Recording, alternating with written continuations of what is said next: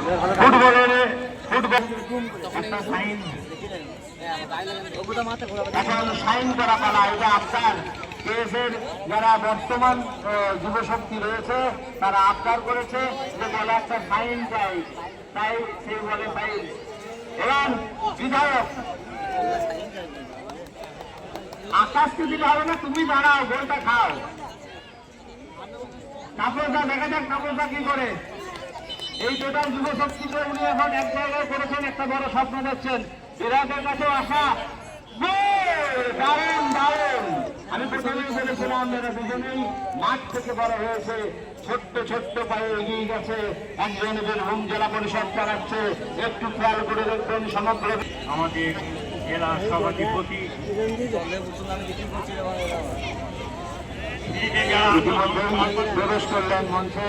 মঞ্চে বরণ করবে টোটালি দেখভাল করছে আমাদের তাপসদা। তাপসদা